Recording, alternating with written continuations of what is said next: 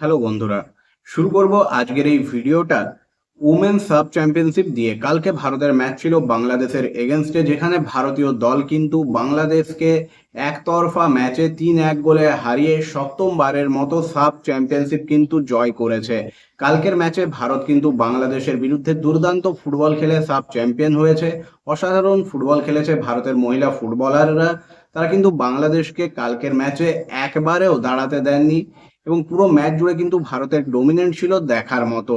এটা ভারতের সপ্তম সাব চ্যাম্পিয়নশিপ এবং 2019-এর পর কিন্তু একটা দীর্ঘ সময় পর ভারতীয় দল আবারও সাব চ্যাম্পিয়নশিপ জয়লাভ করলো।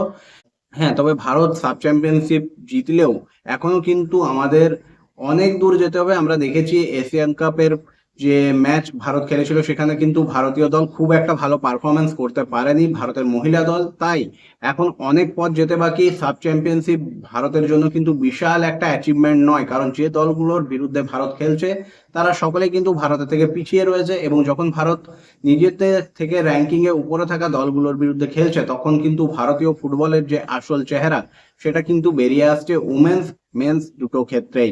এরপর আমরা যে বিষয়টাতে আজকে চলে আসবো সেটা হলো মোহামেডান স্পোর্টিং ক্লাবের অচল অবস্থা কি কাটতে চলেছে। আবারও কি ছন্দ ফিরে পাবে মোহামেডান স্পোর্টিং ক্লাব? বিভিন্ন সমস্যায় জর্জরিত মোহামেডান স্পোর্টিং ক্লাব কি আবারও কলকাতার দুই প্রধানকে কাটায় কাটায় টক্কর দেবে?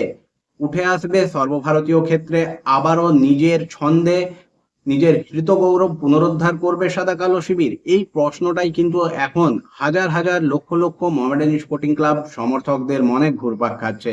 কালকে কিন্তু মোহামেডান স্পোর্টিং ক্লাবে একটা বড় সড়ো ফেরবদল হয়ে গেছে। আমির উদ্দিন ববি, যিনি কিন্তু মোহামেডান স্পোর্টিং ক্লাবের প্রেসিডেন্ট ছিলেন, তিনি পদত্যাগ করেছেন এবং তার জায়গায় যিনি এসছেন তিনি হলেন আম জনতা উন্নয়ন পার্টির বিধায়ক হুমায়ুন কবির। তিনি কিন্তু বর্তমানে মোহামেডান স্পোর্টিং ক্লাবের প্রেসিডেন্ট এবং প্রেসিডেন্ট পদে বসেই তিনি কিন্তু বেশ কিছু আশার বাণী শুনিয়েছেন। হ্যাঁ, তবে সেগুলো কবে ইমপ্লিমেন্ট হবে এবং সেটা কি খুব তাড়াতাড়ি হবে না সময় লাগবে সে বিষয়ে যদি জিজ্ঞেস করো তাহলে বলবো এটা কিন্তু একটা লেন্দি প্রসেস। তিনি কিন্তু এসেই বলেছেন যে হ্যাঁ, কালকেই কিন্তু ক্লাবের বিরাট কিছু জাদুকরী পরিবর্তন হবে না, সেটার জন্য একটু ধৈর্য কিন্তু তিনি ধরার আবেদন জানিয়েছেন সদস্য সমর্থকদের কাছে। এই মুহূর্তে মোহামেডানের যেটা সব থেকে বড় প্রবলেম সেটা হলো বকেয়া যে টাকা রয়েছে সেই টাকা মেটানো, ফুটবলারদের রাজি করানো, দল গঠন ভালোভাবে করা এবং যে ফুটবলার বর্তমানে মোহামেডানের সঙ্গে চুক্তিবদ্ধ রয়েছে তাদেরকে ধরে রাখা। কারণ বেশ কিছু খেলোয়াড় কিন্তু ইতিমধ্যেই মোহামেডান ছেড়েছেন, আরও বেশ কিছু খেলোয়াড় এই পেমেন্ট বকেয়ার জন্য ছাড়তে চাইছেন ক্লাব। সেক্ষেত্রে তাদেরকে কিন্তু বুঝিয়ে সুঝিয়ে রাজি করিয়ে ক্লাবে রাখাটাই এখন কিন্তু বড় চ্যালেঞ্জ মোহামেডান স্পোর্টিং ক্লাবের এবং নতুন প্রেসিডেন্টের সামনে। তিনি কিন্তু বলেছেন যে পেমেন্ট সমস্যা রয়েছে, পেমেন্ট যে বকেয়া রয়েছে সেটা কিন্তু 2 বা 3টে কিস্তিতে মেটানো হবে। 50% পেমেন্ট কিন্তু এই মাসের মধ্যেই মিটিয়ে দেওয়ার একটা একটা চিন্তা ভাবনা মোহামেডান স্পোর্টিং ক্লাব করছে এবং এটা যদি হয় তাহলে কিন্তু মোহামেডান স্পোর্টিং ক্লাবের জন্য খুবই ভালো হবে। বিশেষ করে সামনেই কিন্তু সিএফএল, যেখানে কলকাতার দুই প্রধান ইস্টবেঙ্গল মোহনবাগান কিন্তু জোর কদমে নেমে পড়েছে প্র্যাকটিসে। সেখানে কিন্তু মোহামেডান স্পোর্টিং ক্লাব এখনো কোন খেলোয়াড়দের পাবে, কারা থাকবে কারা থাকবে না এটা নিয়েই ব্যতিব্যস্ত। এখন দেখার মোহামেডান স্পোর্টিং ক্লাবের নতুন প্রেসিডেন্ট এসে মোহামেডানকে সিএফএলে কি ধরনের ফলাফল এনে দেন। যদিও সিএফএলেও খুব ভালো ফলাফল আশা করা কিন্তু বোকামি হবে, কারণ দল গঠনে সময় লাগবে, মোহামেডান স্পোর্টিং ক্লাবের ভালো প্লেয়ার আনতে সময় লাগবে, সেটা কিন্তু একদমই সত্যি কথা।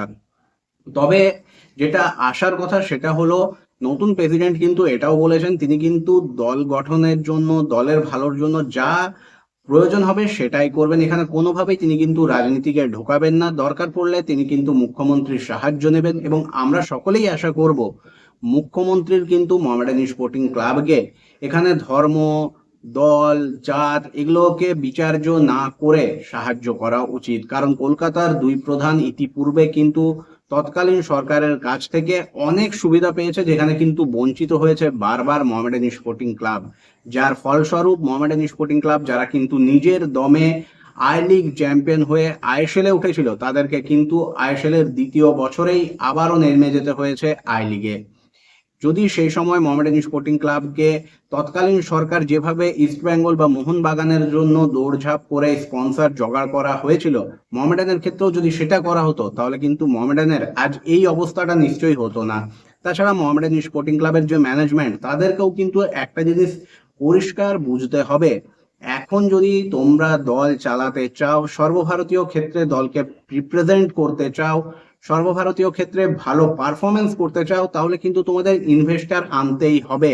এবং সেটার জন্য তোমাদের ব্যক্তিগত স্বার্থ, ব্যক্তিগত ইগো সেখানে সরিয়ে রেখে ইনভেস্টারের কথাও শুনতে হবে। যারা কিন্তু ভাই টাকা ঢালবে, তারা কিছুটা হলেও তোমার দলের নিয়ে আলোচনা করবে, দলকে নিয়ন্ত্রণ করবে, সেই সুযোগ, সেই সুবিধা, সেই বিষয়গুলো তাদেরকে দিতে হবে। তুমি যদি ভাবো না আমি দলকে আঁকড়ে ধরে বসে থাকবো, তাহলে কিন্তু বর্তমান সময়ে দলের ভালো পারফরমেন্স বা দলকে টিকিয়ে রাখা সত্যিই খুব দায়।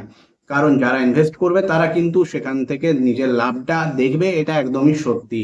তাই এখন দেখার নতুন প্রেসিডেন্ট কিভাবে মোহামেডান স্পোর্টিং ক্লাবকে আলোয় ফিরিয়ে আনেন, কিভাবে মোহামেডান স্পোর্টিং ক্লাবের হৃত যে গৌরব সেটাকে পুনরুদ্ধার করে আবারও সর্বভারতীয় ক্ষেত্রে মোহামেডান স্পোর্টিং ক্লাবকে সেই জায়গায় নিয়ে আসেন যেখান থেকে আমরা বলতে পারি এটাও ডার্বি, এটা মিনি ডার্বি নয়, এটা ডার্বি। এটাই মোহামেডান স্পোর্টিং ক্লাব, যার 135 বছরের একটা ইতিহাস, একটা ঐতিহ্য রয়েছে, যে ক্লাবটা একদিন মোহনবাগান সুপার জায়ান্ট, ইস্ট বেঙ্গলের চোখে চোখ রেখে লড়াই করেছে চ্যাম্পিয়নশিপের জন্য, সেই মোহামেডান স্পোর্টিং ক্লাব ফিরে আসবে। এখন দেখার হুমায়ুন কবির তিনি কিভাবে দলকে সাজান, কিভাবে মোহামেডান স্পোর্টিং ক্লাবকে আবারও নিজের জায়গায় নিয়ে আসেন। এখন কিন্তু আমাদের অপেক্ষা কিছুদিন করতেই হবে, তাড়াহুড়া করার কিছু নেই, কারণ নতুন একটা ম্যানেজমেন্ট কিন্তু এসেছে। হ্যাঁ, বেশ কিছু পূর্বতন কর্মকর্তা রয়েছেন, এখন দেখা তারা কতটা তাকে স্বাধীনভাবে দল গঠনে, দলকে পরিচালনার ক্ষেত্রে সাহায্য করেন। কারণ মোহামেডান স্পোর্টিং ক্লাবের একটা হিস্ট্রি কিন্তু রয়েছে পেছন টান দেওয়ার, সেটা যদি এবারও হয় তাহলে কিন্তু দলের ভালো তো হবেই না, দল যেখানে আসে তার থেকেও খারাপ পজিশনে যাবে। আশা করি আমার ভিডিওটা তোমাদের ভালো লেগেছে এবং আমি যে বক্তব্যগুলো তোমাদের সামনে তুলে ধরলাম সেগুলোর সঙ্গে তোমরা যদি একমত হয়ে থাকো তাহলে অবশ্যই কমেন্ট করে জানিও, ভিডিওটা বেশি বেশি করে শেয়ার, লাইক করে দিও। দেখা হবে পরের